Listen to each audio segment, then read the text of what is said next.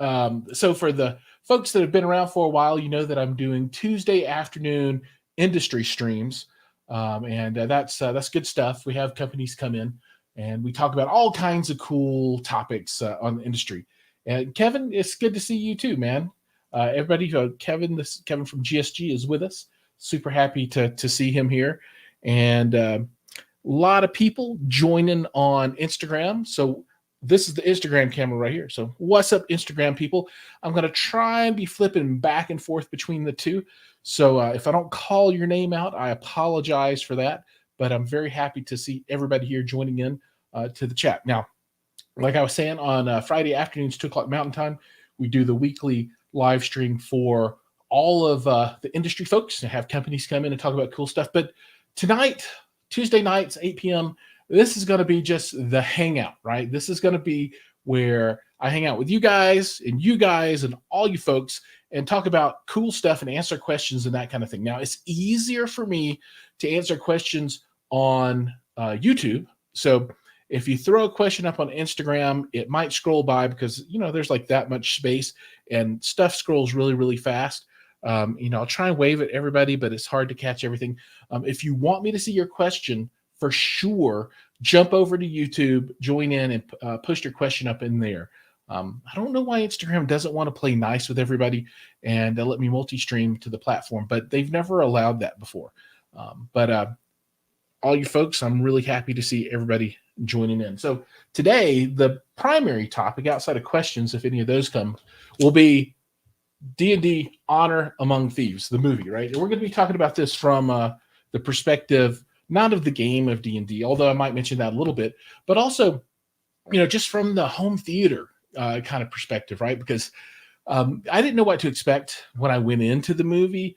I'm obviously a big D&D fan, and if you people follow the YouTube channel, you'll see that every once in a while, mixed in with all of the tech and hi-fi and AV and home theater stuff, I'll do something, gaming related as far as D&D goes. I'll review a book or show some cool gadget I got or something like that. So I probably shouldn't because it's really off topic. And I think, the vast majority of the subscribers are all like, what are you doing? I like it, and hopefully everybody can just, go with the flow with me. But, I had an opportunity to go watch Honor Among Thieves in Dolby Atmos here in Colorado. And first off, just to get everything, out of the way, I liked it. I know there are a lot of naysayers and there are a lot of fans. For me, though, it was more than just a movie because it was the mix of the game. So you get all like the fan stuff, like Marvel Comics folks when they watch the Marvel comic movies. Like, oh my God, it's so and so, and they remembered to do this thing with that thing, and it's this little super tiny detail that made everything super cool, right? Well, the the fandom was there in the D&D movie as well. The first 3 D&D movies, they were horrible. I mean, they sucked really bad. But this one was good. It was good. Now, it's no paragon of movie making might. It's not going to stand the test of time, and people will watch it and talk about it in film classes. But it was good. Now, let's see. Try to put it in perspective for this year. Was it as good as Avatar: Way of the Water? No, I don't think so. I liked the material better, but I don't think the movie was as good as Way of the Water. And there are a lot of people out there saying, oh, Way of the Water was horrible, so this thing must really suck. No, it's just, this stuff's all relative. It's all subjective. Compared to John Wick 3, I liked it better than John Wick 3. Now, I like John Wick 3 a lot, but I like this one better. And I would put it up above that. So if anybody has any movie rankings of how you want me to place this stuff, was it as good as anything else or comparatively, let me know, and I'm happy to make that comparison. Let's talk a little bit about the movie technically, right? So it looked like it was just in anamorphic widescreen. I don't remember any odd aspect ratio changes, so I think it's pretty straightforward there. So you're not getting any of the weirdness, so that when you bring it home, it just causes all kinds of headaches for folks. The Atmos mix was what's the right term? Lively. There was a lot of Atmos going on, and I really enjoyed that, and I was super happy that there was a lot of Atmos going on. Um, at the very, when the movie kicks off, they're in a scene in a blizzard in winter, right? So they're way up north, and if you play the game, they're up there where Driss Do'Urden and all those folks, Caddy Bree and everybody were in those books. So that part of the world, spine of the world, and all that stuff. Gosh, come on, some of you D&D players got to be out there that are into this stuff. So many people joining. Provix Plays, Quarter Note Acoustics, hey man, Zaindin 4347, Lucent Lotus, hey, welcome. Robjet Singh, welcome to you as well. Mariel Rodriguez, Mimar 990, EVK 961. Okay, this name, Nagbom Matganathagara. Sorry, man, I hacked that up. Tom Vase, Gerb Jahard Halio, Charlie Allenby 1, Mohammed K. Quaz, Rajesh, Babik, gosh, who else? Aaron is with us.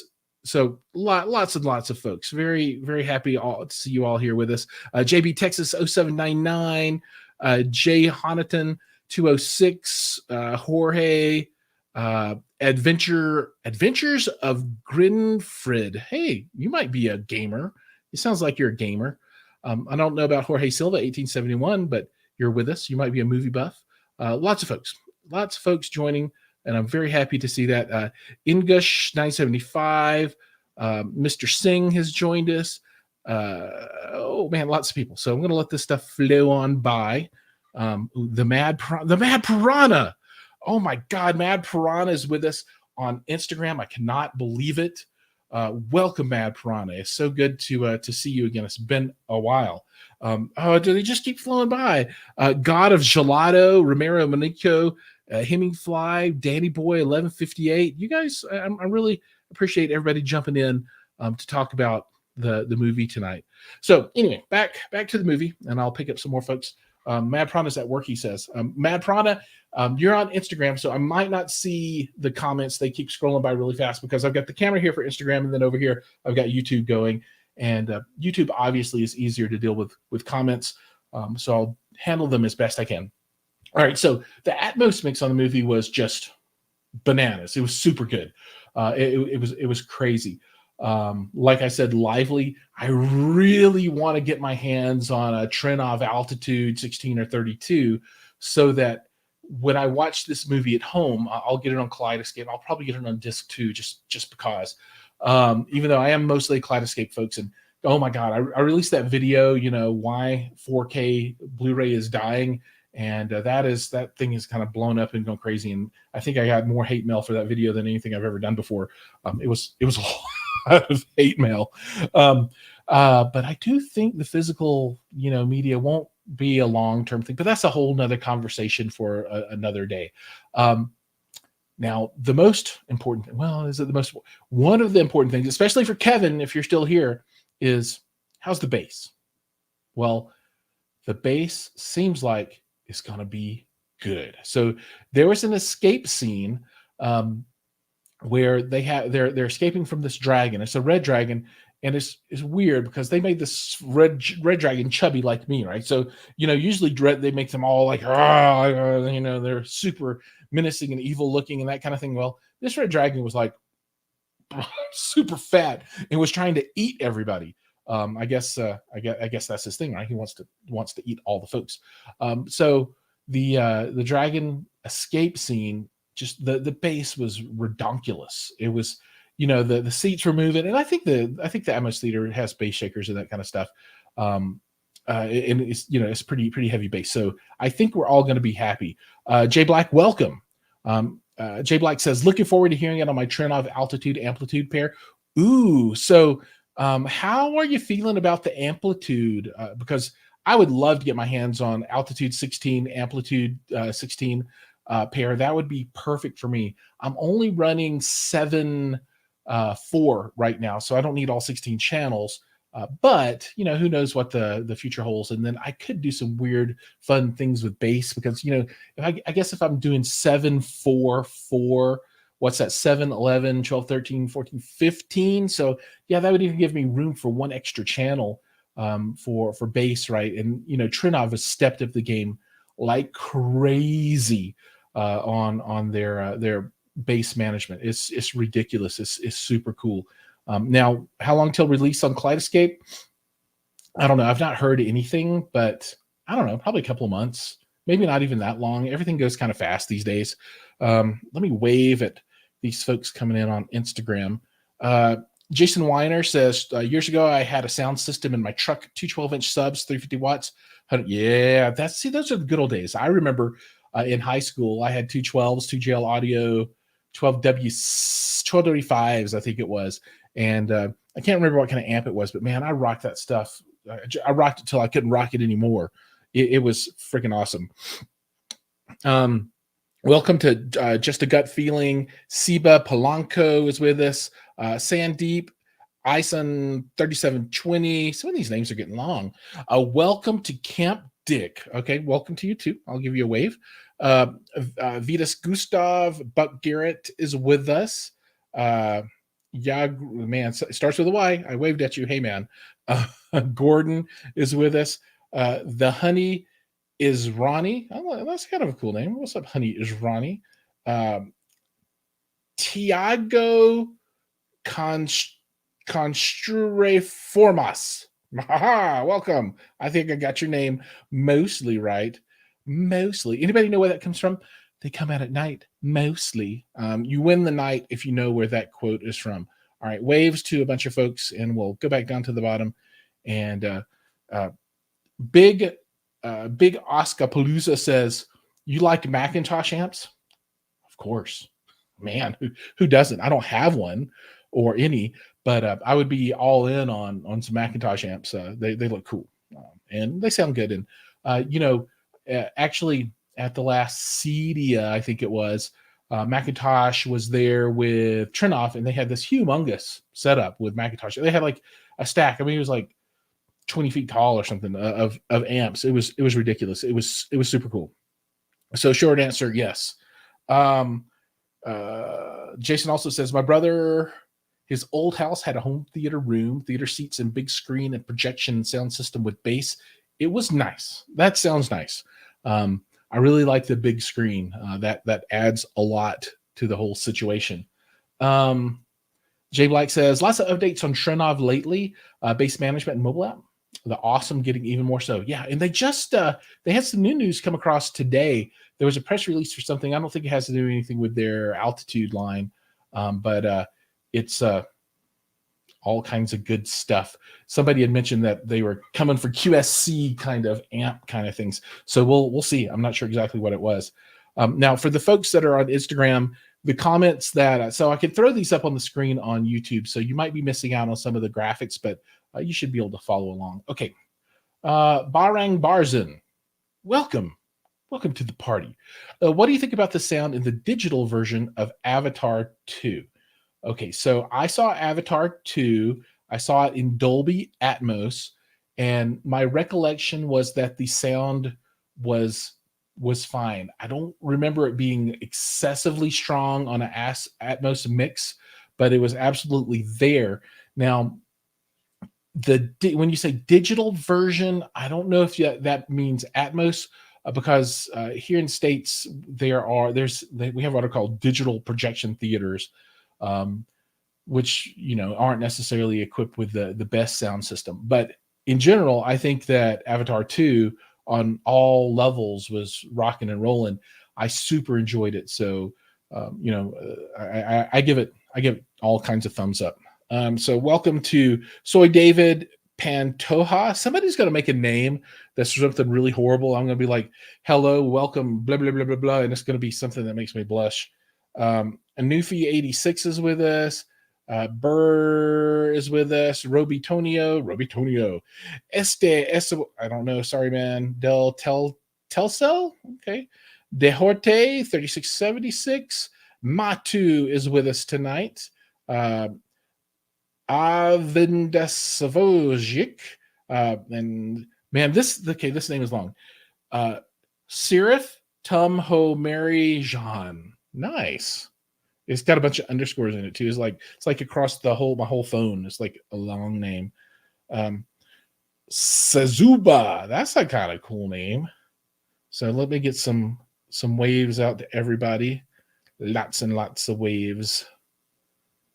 Zutaj 21, welcome. So anyway, so happy to have everybody here with us tonight as we talk about this movie, Honor Among Thieves. Okay, now I'm gonna use this book to jog my memory just a little bit, and there's a nice section in the back that actually calls out some of the sequences in the movie, and I'm gonna flip back there, and I'm gonna talk about them because there were a lot of scenes that I thought were just outstanding. And I think if you watch it too, there's going to be really cool stuff. So, as an example, if you kind of go backward to not Avatar, John Wick 3, there was a scene in John Wick 3. I just had to call this out because I really, really like this scene. And it's the one where they're fighting in the house, and the camera is top down. So you can see John Wick going from room to room, doing his John Wick thing. And it looked like it was one take, and it had to be like 4 or 5 minutes long on this take. It is just ridiculous. The camera would go up and he would move to another room, and it would go across the wall, and you see the wall, right? And then it would come down and it would film him in the room, and then it would go back up and he'd go to another room, and it would come back down. And it's just amazing. I mean, it was really cool. And there were some scenes like this in here too, right? So there's one scene where the two main characters are talking, and there's quicksand on the floor. Yeah, that was all right. One of the first really cool scenes, they call it the Playhouse Reverse Gravity scene.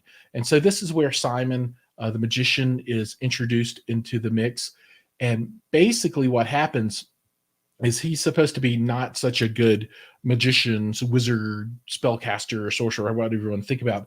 But in the moment, he's able to cast reverse gravity. And what that means is gravity gets reversed, right? So it's really interesting watching everybody bounce up from the floor to the ceiling and doing stuff, and then back down. And then at the very end, he reverses gravity, and he's thrown way up into the air, and then finally gravity grabs him and pulls him back down. So that one was pretty good. I would say not the best in the show, but that definitely was memorable. Okay, welcome Ryan and SK Yavdar and Manso FX, and Nima is with us. Nandikar Rumar is with us. Lots of folks joining. Another scene that was really good is when the druid character is introduced, and she turns into an owlbear for the first time, right? And it's it's an interesting take. If you think about the game mechanics, I don't know if druids could turn into an owlbear. I think somebody said that wasn't like in canon for the game, but I think it will be now in D&D 1, which is the new version of D&D that'll be coming out. They're playtesting right now, but I think that'll be possible. But it feels like just in general, they like super powered the druid character in this movie, because she could change kind of like at will into most anything, right? And so she changed a lot. Hey, Mad Piranha has joined us on a second. Mad Piranha, you are winning the internet today. 2 platforms all at one time. I mean, you're definitely winning the business. So glad to see you here on YouTube. A few more waves to people here over on the Instagram side. Man, we've got to have a lot of people moving through on Instagram. They're not all sticking around, but at least they stopped in to at least see what's going on. So I appreciate that. Okay. So the first owlbear transformation scene, that was pretty good. Okay, now, Doric Castle escape. Now this one you'll know, because this is where the druid changes into a lot of different kind of animals to escape out of this castle. This sequence was absolutely stunning. It was a lot of action. It was like one long scene, right? Obviously, the camera cuts and that kind of stuff, so it's not like a single take kind of thing. But she has to transform into, I don't know, like 6 or 7 different things before she finally escapes. It's really nice. It's action packed, and that one was super fun. I really like that one quite a bit. Okay, then the Thimberchod escape. Now Thimberchod, that's the dragon, and this is the scene where there's like a lot of bass, right? You can feel the seats moving kind of bass, and I'm hoping that this translates really well out to the home versions, whether you watch it on disc or you watch it on Kaleidoscape. And it'd be nice if this translates out even onto streaming. But what I remember about this one, other than the dragon just being like super fat and super funny, was the bass. That there's tons. Lots more people waving. Everybody. Nicholas and Machete is with us, and Vivek Paul and Leo Barco. I wonder if there's any projector things going on there. The Elder Tush. Does that mean your butt's old? Gormongino and Pauler Patrick in 182 or 1982 Ralph. I guess you put your date for your birth early. Larry 1888. You're not that old, dude. No way. All right. Scroll back down here. And we'll move on to the next scene. I really like the dragon escape scene. That one was pretty baller. Man, they put a lot of pages in here. Okay, Portal Heist. Okay, Portal Heist. This one was really cool. So they found this magic item that allows you to create a portal, a round portal here, and then put another one like over there, and then it teleports you, right?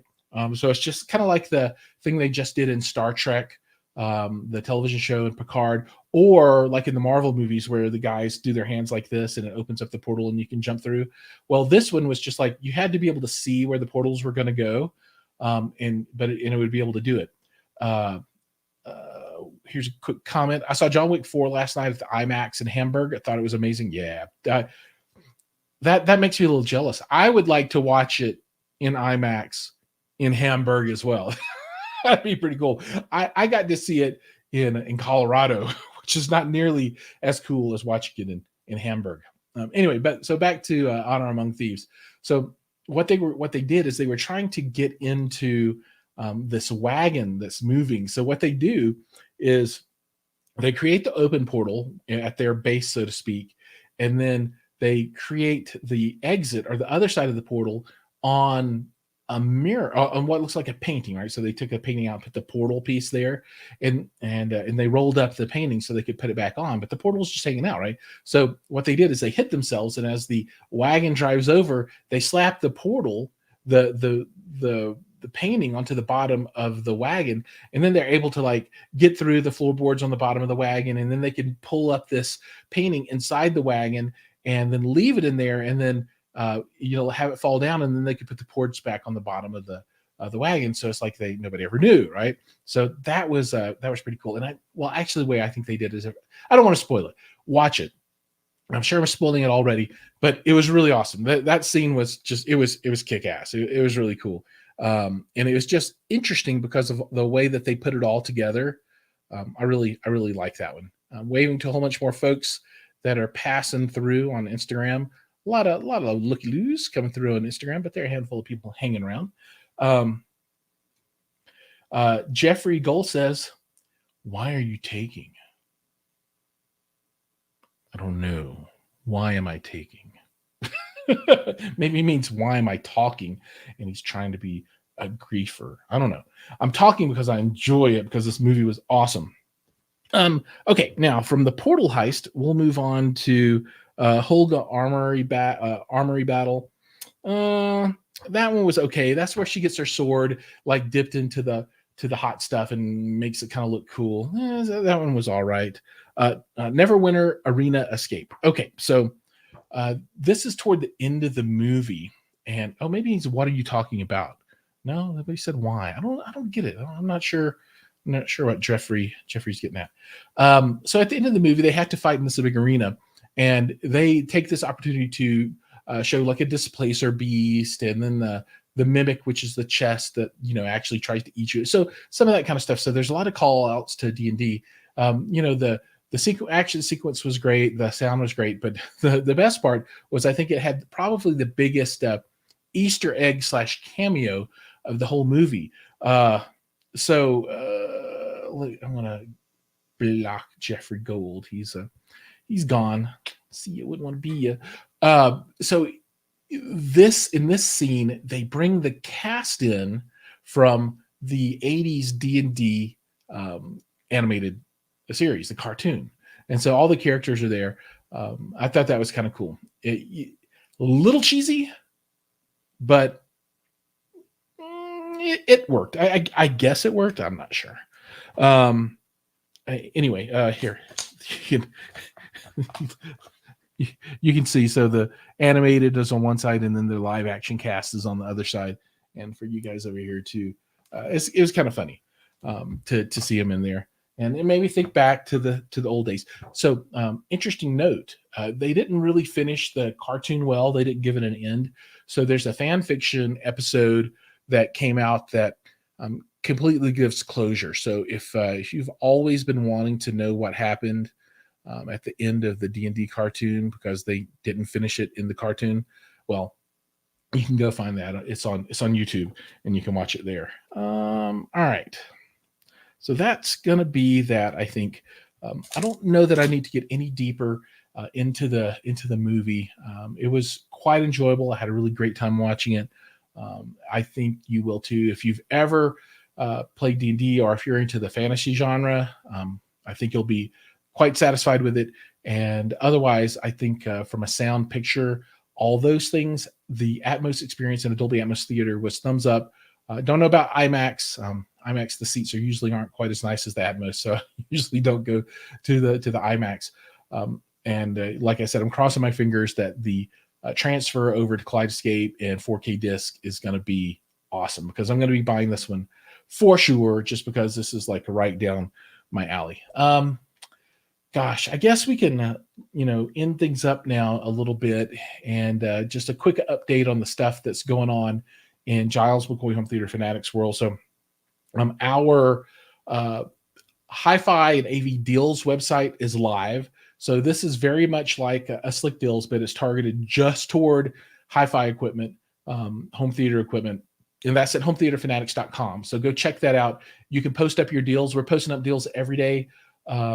So feel free to post those. And companies, we're not going to lock you out like you're locked out on Slick Deals unless you pay, right? So if you didn't know, if you're a company, you want to have your deal posted on Slick Deals, you have to pay a lot of money. That website generates so much cash. Oh my God, it's ridiculous.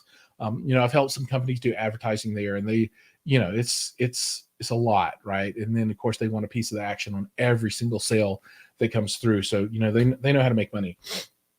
But we have that deal site up, and I'm doing that site in collaboration with my wife. So thanks, honey, for the help on that one. The podcast is live now as well. So all of the Tuesday afternoon shows are being turned into a podcast, and you can find that by looking for Jiles McCoy Live wherever you consume your podcasts, and it's up pretty much everywhere. The YouTube channel is humming along. I got my toy. Where's it at? I'm trying to point it there. There it is for the people on YouTube, and then for the people on Instagram, it's up there. So yeah, that's finally got it. Took like 4 years, but the deal is done, and the silver play button is in hand, and I'm super, super happy about that. And I think that's everything. If there are no other questions, and I haven't seen any more come across, I think we're going to go ahead and close it up there for the night. Thank you so much for watching, everybody. Make sure to like and subscribe. If you're on the Instagram side, please check out my profile, and there'll be a link to YouTube there. Go subscribe. I would appreciate it. And if you're on YouTube, go look for Home Theater Fanatics on Instagram, and you can subscribe to me there as well.